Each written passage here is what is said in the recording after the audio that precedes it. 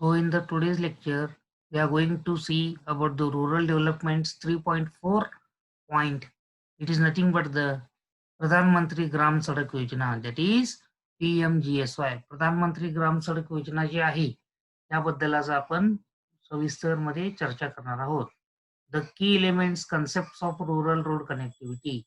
The main problem that is faced by the rural areas nearly 5 to 10 years back was the connectivity of the rural people with the cities nearby or the suburbs nearby, where they can actually sell their products or their agricultural products. So to give them the good choice or a good facility of transportation of their goods from their rural area to the suburbs or urban areas, the main thing which you have to give them is the roads. That means the connectivity from the suburbs or hubs to their rural areas. So for this purpose, Gramin Sadak Yojana, that is Pradhan Mantri Gramin Sadak Yojana, was launched. And under this, we have seen many of the rural areas are now being connected to their suburbs. Due to this, what has happened is the transportation has become easier. And due to this connectivity, what has happened is the agricultural products are now easily accessible to the people living in the urbs or suburbs. Due to that, the rural people are getting some cash or some extra money for their work. So this was the main aim of Pradhan Mantri Gram Sadak Yojana. Now we will see the key features of Pradhan Mantri Gram Sadak Yojana. In that, the first one is decentralized planning. Each district has been given powers under district rural road plans with the involvement of three-tier Panchayat Raj institutions to provide a single connectivity to target habitation with the help of a core network. Now, first of all, we should be able to understand the meaning of the decentralization. What is the meaning of decentralization? Initially, the total things were taken by the Zilla Parishads and accordingly by the Panchayat Samitis and then by the Sarpans and this way. Now what they have done, they have given some of the powers to each of them above mentioned. Due to that, what has happened is the people working in the Gram Panchayats are able to take their own decisions and are able to sanction the money to achieve their targets. And due to that, the Pradhan Mantri Gram Sadak Yojana was capable of completing the target to such a good condition. And for that purpose, the main aim or the main target is to provide the connectivity to each and every habitat of that area so that the actual planning has been decentralized. That means the powers are given to each and every person, single person, due person of that Gram Panchayat or Gram Panchayat members. Due to that, what has happened is the involvement or any type of misbehavior or any type of we can say politics was a bit away from this rural area, and due to that what has happened, there is a some kind of what we can say is push to these works, and due to this push actual rural peoples are happy and now are using these roads to a very good opportunity and taking the total advantage of this de- decentralized planning. Now, the second is standard and specification. A manual and geometric standard design, construction, and maintenance of rural roads has been published by Indian Road Congress. IRC means Indian Road Congress. It has also given several codes. Now, what we have done, they have given a manual of geometric standard designs of roads. How to follow these designs, how to actually construct the roads, how to maintain these roads. All these things have been published by the Indian Road Congress, that is IRC, and it has also given in the several codes. आता सगळ्यात पहिल्यांदा काय केले बघा, decentralisation केले. डिसेंट्रलायझेशनचा अर्थ काय, सगळ्यात पहिल्यांदा आपण ते समजून घेणं अत्यंत आवश्यक आहे. डिसेंट्रल म्हणजे पूर्वी कसं व्हायचं, प्रत्येक गोष्टी जिल्हा परिषद, जिल्हा परिषद नंतर पंचायत समिती, पंचायत समितीनंतर आपलं ग्रामपंचायत पर्यंत या गोष्टी येत होत्या. आता आपण काय केलंय, ह्याला थोडंसं डिसेंट्रलाइज केले. प्रत्येक गोष्ट एखाद्या माणसाकडे जर सगळे आपण राईट्स दिले तर त्याचा तो उपयोग करू शकतो किंवा दुरुपयोग करू शकतोय. आणि आपल्या भारत देशामध्ये तुम्हाला माहिती आहे कुठल्याही पॉलिटिशियनला किंवा कुठल्याही राजकारण्याला त्यांनी केलेल्या भ्रष्टाचारचे सगळे जरी गोष्टी आपण समोर आणल्या तरी त्याला काही जेल होत नाही शक्यतो. तर ह्या सगळ्या गोष्टी अडचणीत असल्यामुळं बरेच लोकं आपलेच एरियात आपले स्पेसिफिक जे एरियाज आहेत तेवढंच डेव्हलप करत होते आणि बाकीचे सगळे जे भाग होते ते कायमस्वरूपी दुर्लक्षित राहत होते, असं आपल्याला आतापर्यंत दिसून आलंय. हे टाळण्यासाठी काय केले, हे जे पॉवर्स आहेत, ते पॉवर्समध्ये पण आपण डिफरन्शिएट केले. त्या ग्रामपंचायतींना पॉवर दिले. डायरेक्ट ग्रामपंचायतपर्यंत पर्यंत पैसा पोहोचवायला सुरुवात केली. यातनं काय झालं ॲक्चुअल तिथपर्यंत पैसा पोहोचल्यामुळं ते लोकं स्वतःहून पुढं होऊन पुढाकार घेऊन हे रस्ते वगैरे करायला त्यांनी सुरुवात केली. यातनं खेडेगावातले जे होते किंवा ग्रामीण भागातले जे होते, हे प्रॉडक्ट शहरापर्यंत येणं त्या आसपासचे मोठे जे बाजारपेठ आहेत तिथपर्यंत पोहोचवणं सोपं झालं. आणि ह्या दृष्टिकोनातनं हे रुरल डेव्हलपमेंटसाठी अतिशय महत्त्वाचं असं पॉइंट आहे. एवढंच नव्हे तर एक मॅन्युअल प्रसिद्ध केलं इंडियन रोड काँग्रेसनी, आय-आर-सी ज्याला आपण म्हणतो. त्या जॉमेट्रिक डिझाईन्स असू देत, कन्स्ट्रक्शन करायची पद्धत असू दे, रोड जर थोडेफार खराब झाले असेल त्याला कसं मेंटेन करायचं, या सगळ्या गोष्टी त्यात अतिशय विस्तारपूर्वक दिलेल्या आहेत.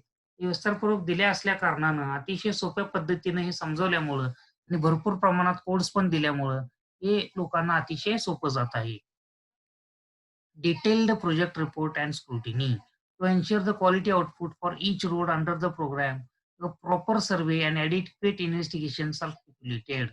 A detailed project report is requisite for the project clearance. So what is the meaning of this? To maintain the product, what we have to do is we have to take the quality checks.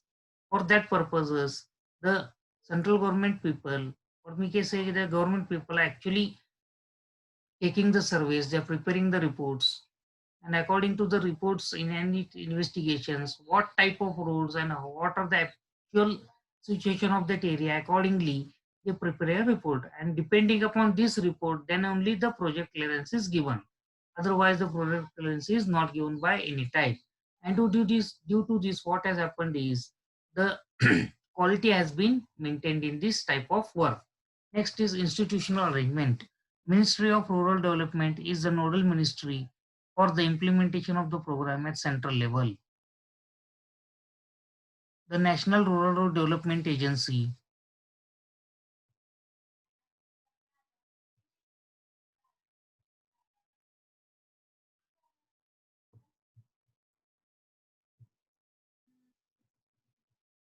has been constituted to provide technical and managerial support for the implementation of the program at central level. The state government has identified state nodal departments and state rural roads development agencies have framed the program's implementation at state level.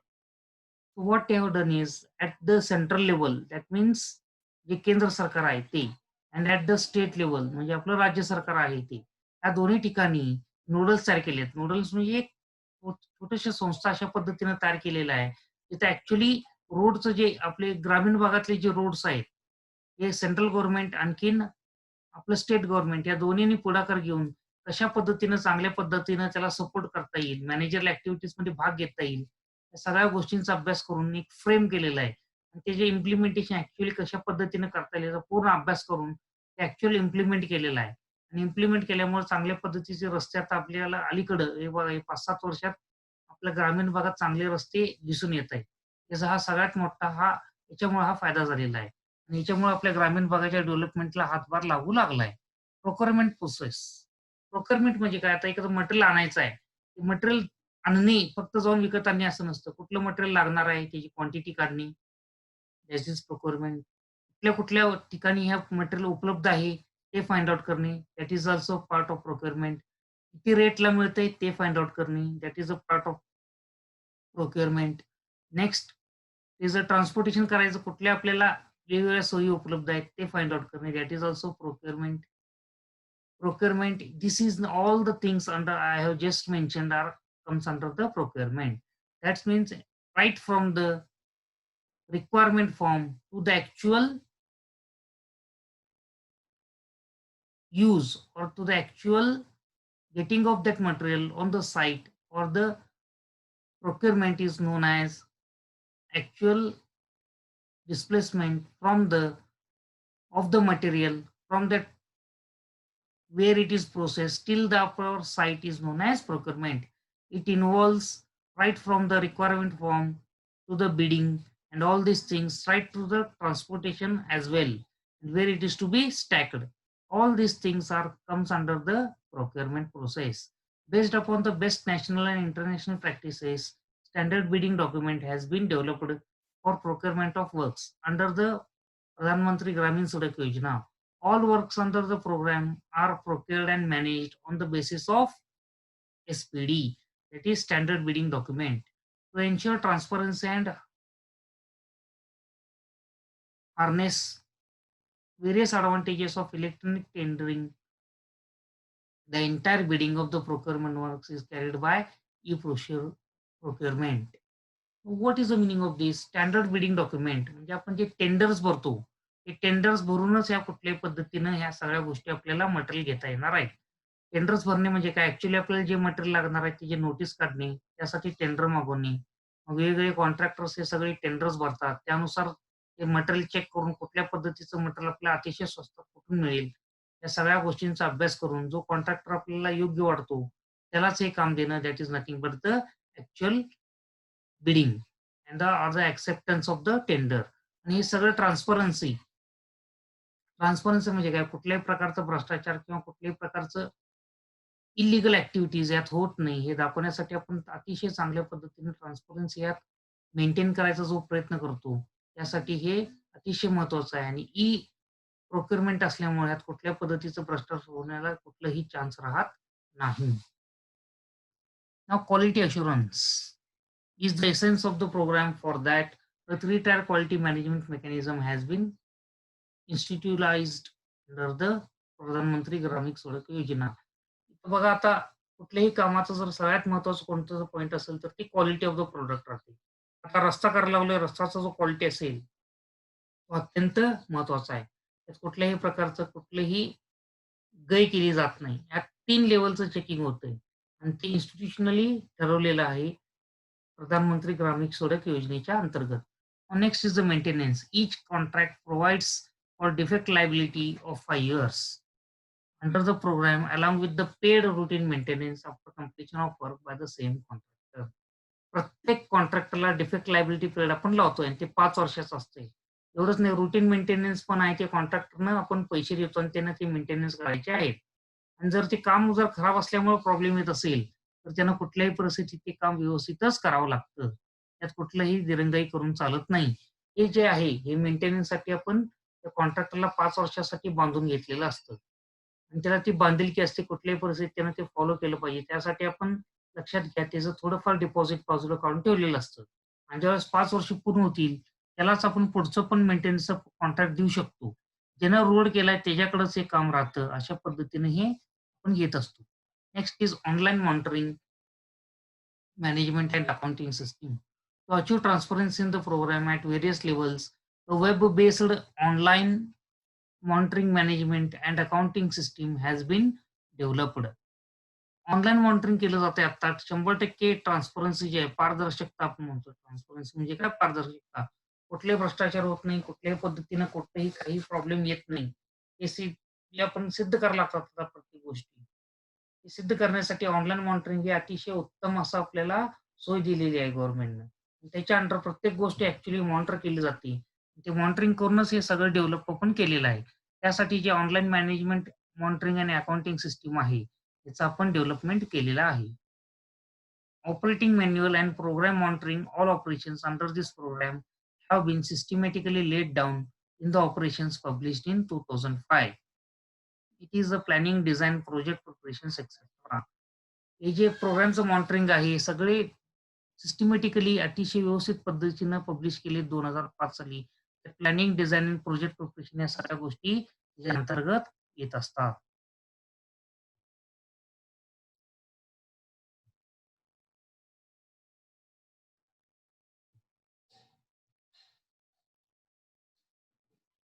Now the important thing which you are going to now discuss is concept of rural road connectivity. Concept आहे. Rural road कशासाठी पाहिजे, ते connect का केलं पाहिजे, या सगळ्या गोष्टी ज्या आहेत, हे आता आपण इथं चर्चा करणार आहोत. The first thing is rural connectivity is a critical component in the socio economic development of rural people. ग्रामीण भाग, त्याच्या आसपासची छोटी-छोटी शहरं आणि मोठी शहरं यांचं जे कनेक्टिव्हिटी आहे किंवा इथले जे अंतर्गत रस्ते जे आहेत, हे तिथल्या डेव्हलपमेंटसाठी अतिशय महत्त्वाचा रोल प्ले करतात. आणि तिथले लोकं हे डेव्हलप होणार आहेत. हे रोड असल्याशिवाय कुठल्याही पद्धतीनं कसंही डेव्हलप होऊ शकत नाहीत. Historically, it is distributed. Some states provide cent% connectivity while some hesitate. आता जर आपण इतिहास बघितला तर बरेचसे राज्य जे असे आहेत, ते शक्यतो कनेक्टिव्हिटी करायला बघत नाहीत. ठराविक टक्क्यात देतात आणि ठराविक जे आहेत, ते 100% द्यायचा प्रयत्न करतात. आणि आपल्याला असं पण दिसून आले आहे, जे राज्यांनी नेमकं व्यवस्थित आपल्या अंतर्गत राज्यात ग्रामीण भाग आणि शहरी भागात व्यवस्थित कनेक्टिव्हिटी दिलेली आहे. ती कनेक्टिव्हिटी झाल्या कारणानं तिथं फार चांगल्या पद्धतीचे डेव्हलपमेंट दिसून येत आहे आणि जिथं चांगलं झालेलं नाही, आता बिहार बघा आणि महाराष्ट्र बघा. तिथं तर अतिशय सिंपल सांगतो. तिथं रोड किंवा ट्रान्सपोर्टेशन फॅसिलिटी बघितलं तर बसच्या आत 40 जण बसायचे असतात. तिथं 100 जण बसतात आणि बसच्या वर लगेज ठेवायची असते तिथं पण 100 जण बसतात. अशा पद्धतीने जे घाणेरडे प्रकार आहे, हे कशामुळे झाले? तिथं चांगलं डेव्हलपमेंट करण्यात कुठल्याही माणसाला किंवा तिथे कुठल्याही राज्यकर्त्याला कुठल्याही पद्धतीचं रस नव्हतं. तेच आपल्या महाराष्ट्रात जर बघितलं, आपल्याला फार चांगली लोकं भेटली. त्यातल्या त्यात पश्चिम महाराष्ट्राला आणि त्यामुळे इथलं जर बघितलं तर शेती व्यवसाय हे अतिशय उत्तम चालतं आपल्याकडं. तेवढंच नाही कनेक्टिव्हिटी ऑफ रोड जरी बघितला, तरी प्रत्येक ग्रामीण भाग हा शहराशी जोडलेला आपल्याला दिसून येतो. आणि हा सगळ्यात उत्तम उदाहरण आहे आपल्याला हे लक्षात घेण्यासाठी. They face problem of inadequate funds और अपग्रेड एक्झिस्टिंग रोड्स. ठराविक ठिकाणी पैशांची पण कमतरता असल्या कारणानं ठराविक ठिकाणी आपण ह्या गोष्टी देऊ शकत नाही. In 1951, India has around 4 lakh kilometers of serviceable roads network. Accessibility to villages was poor as only 20% had all-weather roads. Over the years, several long-term 20-year plans were formulated under the aegis of Indian Road Congress.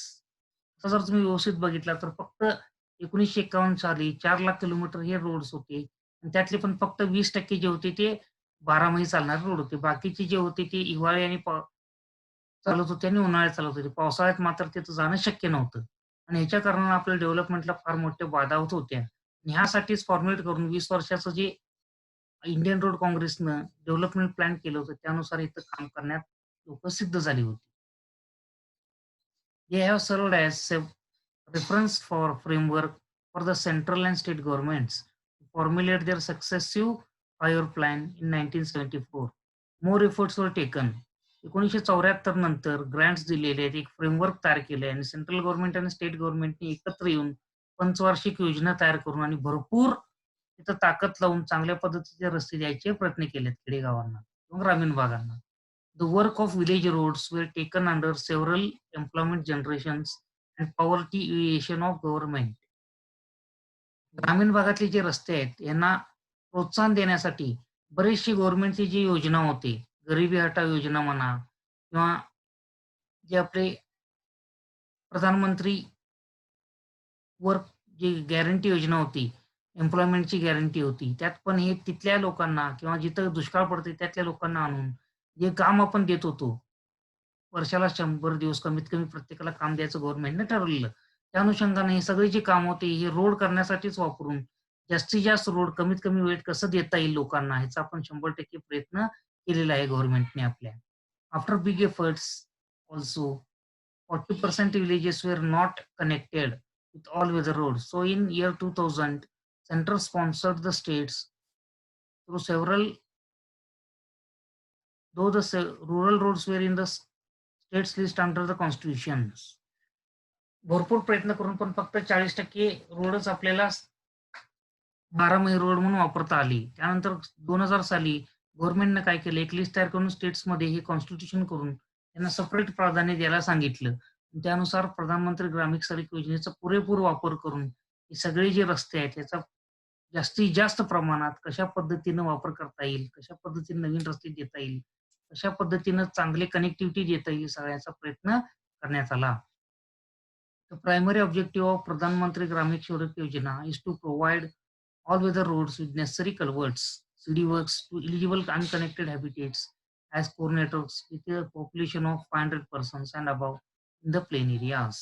इथं plain area आहेत. आपलं हे plain area आहे लक्षात घ्या. पश्चिम महाराष्ट्रात बराचसा भाग हा आपला शिरोळ तालुका म्हणा आपलं सांगली जिल्हा म्हणा, इथले बरेचसे प्लेन एरिया आहेत. इथं 500 पेक्षा जे जास्त संख्या असेल ग्रामीण भागात लोकसंख्या, तर तिथं शक्यतो हे जे सीडी वर्क्स आहेत, क्रॉस ड्रेनेज वर्क्स आहेत किंवा कल्व्हर्ट्स आहेत, जिथं ओढा वगैरे गेलेले आहेत, तिथनं पाणी खालनं काढून वरनं जायला रोड दिलेले आहेत. जेणेकरून बारामाही हे सगळ्या गोष्टी त्या लोकांना उपभोग घेता येईल. चांगल्या पद्धतीने तिथं काम करून, चांगला पैसा कमवून, चांगल्या ठिकाणी आपला जो शेतीमाल आहे, विक्री करता येईल याची पूर्ण काळजी घेण्यात आलेली आहे. This program envisages a single all-weather connectivity to all eligible inhabitations. म्हणजे प्रत्येक घरापर्यंत हे एक सिंगल रोड तरी मिनिमम 12 चालणारा रस्ता द्यायचा आपला पूर्ण प्रयत्न सरकारनं केलेला आहे.